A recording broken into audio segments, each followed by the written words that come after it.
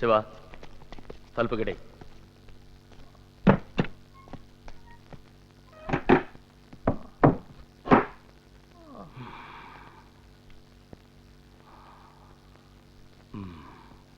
ఇది నీ పన్నా? ఇది నీ పన్నేనా? ఎందుకు ఇలా చేస్తావు? ఎందుకు ఇలా ముందుకేస్తున్నావు? నీకు బంగారు పథకాలు ఏమివ్వరు.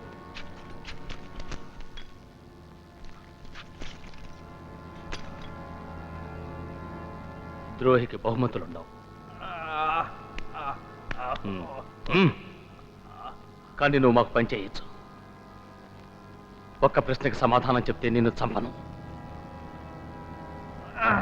అబ్బాస్ మీ వాడెవన్నో మాలో పంపించాడు. వాడి వల్లే నేను దొరికిపోయాను. పవన్ కాక ఇంకా మా వాళ్ళు కొందరు చచ్చిపోయారు. నరసింహాన్ని కూడా చంపేశారట. ఎన్కౌంటర్ అంటే నీ కాకి గుడ్డలు.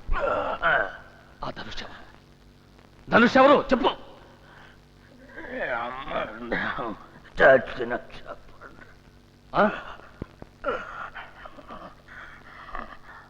నువ్వు చస్తే ఆ ధనుష్ గాడు ఒంటరివాడైపోతాడు.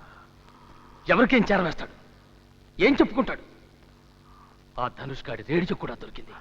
ఇక వాడు దొరకాలి. దొరుకుతాడు.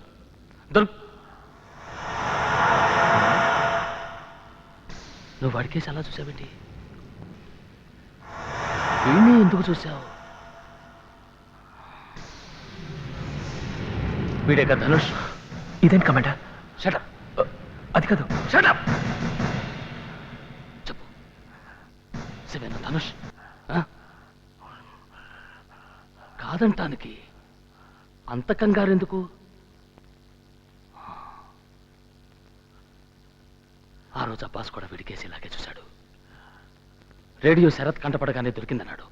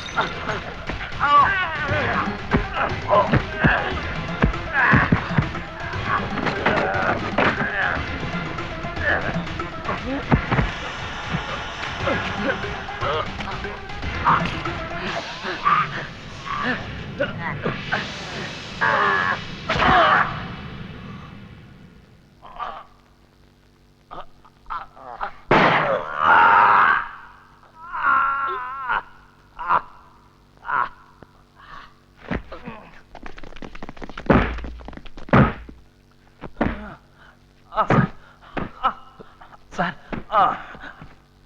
ఆగం తీసుకోండి. ఇదొకటే దారి, మరో దారి లేదు. శివ, ఇప్పుడు నువ్వు దొరికిపోకూడదు.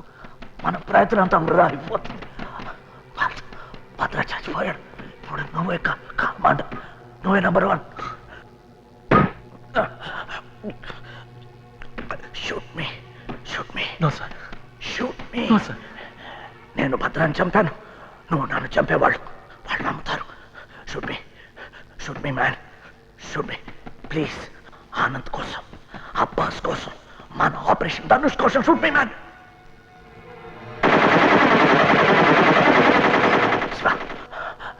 నేను గౌరవంగా చచ్చిపోయాను. Shoot me my man, my boy. Shoot me. That's a bloody order.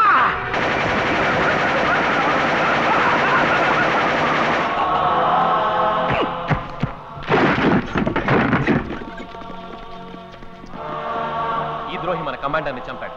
నేను ఇతన్ని చంపాను. మీరందరూ ఒప్పుకుంటే నేను నాయకత్వం వహిస్తాను, పోరాటం నడిపిస్తాను.